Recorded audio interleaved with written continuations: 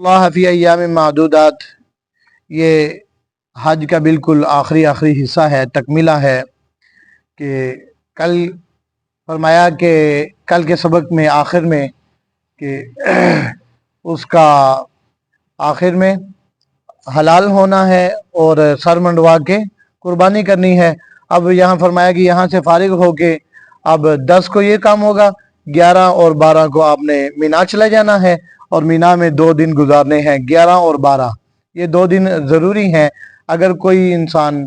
تیسرا دن یعنی 13واں دن بھی وہاں 13ویں تاریخ بھی وہاں گزارے اور جمرات کی کنکریاں مار کے واپس آئے تو زیادہ بہتر ہے، لیکن اگر کوئی 11 اور 12 جو ضروری ہیں وہ دن گزار کے واپس آ جائے، 12 کی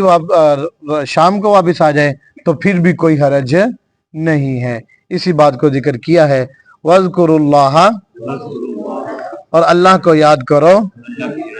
فی ایام معدودات، گنتی کے چند گنے دن، فی ایام معدودات،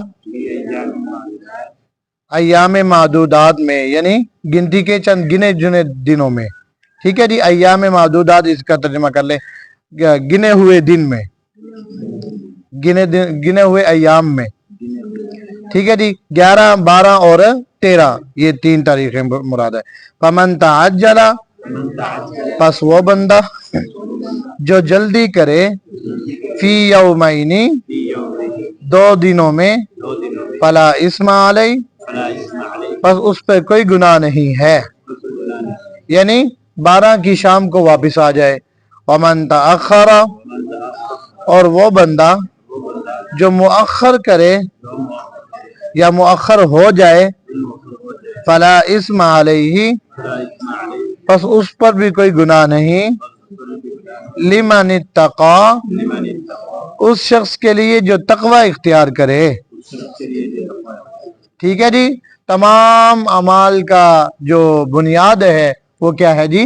تقوی ہے۔ غیر متقی جو ہے، جو تقوی سے خالی ہے، اس کے لیے کوئی فرق نہیں ہے، وہ جب مرضی واپس آ جائے، لیکن جو تقوی دار ہے وہ چاہے وہ 12 کو واپس آئے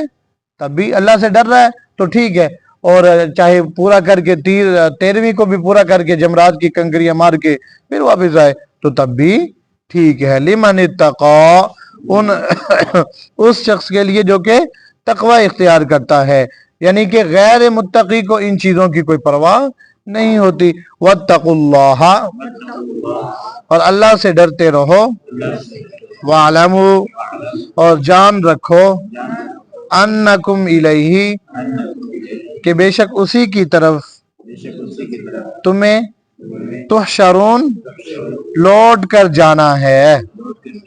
ٹھیک ہے جی۔ یہ مکمل ہو گیا حج کا بیان۔ پھر آگے ترغیب الی الجہاد آ رہی ہے، جو میں نے عرض کیا تھا کہ یہاں سے مضمون کیا چلے گا؟ مضمون چلے گا جہاد کی ترغیب اور جہاد کا۔ اب یہاں سے اللہ تبارک و تعالیٰ فرما رہے ہیں کہ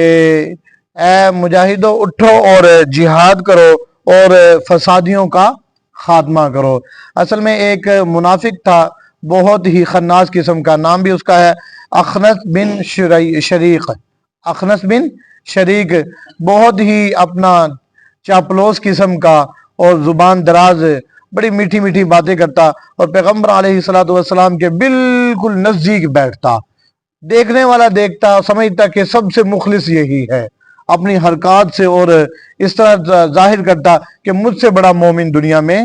نہیں ہے۔ اور نبی کریم صلی اللہ علیہ وسلم کی عادت مبارکہ کہ جو بندہ بھی بات کرتا پیغمبر علیہ السلام بڑے غور سے سنتے،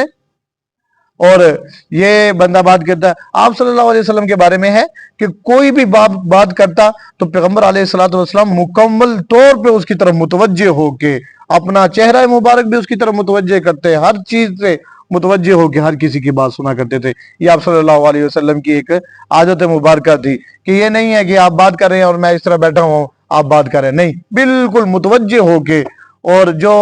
متبع سنت علماء کرام ہیں، بڑے بڑے شیوخ الحدیث ہیں، ان کی بھی میں نے یہ عادت دیکھی ہے کہ جب آپ کوئی چھوٹا بچہ بھی بات کر رہا ہوگا مکمل توجہ سے ان کی بات سنتے ہیں کہ پیغمبر علیہ السلام۔ بہرحال تو آپ صلی اللہ علیہ وسلم کی یہ عادت مبارکہ تھی، لیکن وہ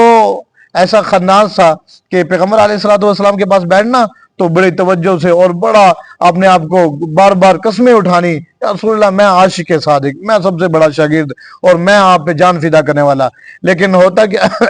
کہ ایک دن باہر نکلا اور صحابہ کے کھیت جلا دیے، کوئی گدھے وغیرہ پھر رہے تھے ان کو مار ڈالا، تو اس کا اللہ تبارک و تعالیٰ نے ذکر کر کے فرمایا کہ اے مجاہد، ایسے جو فسادی ہیں ان کو جہاد کے ذریعے سے ان کا قلع غماں کرو۔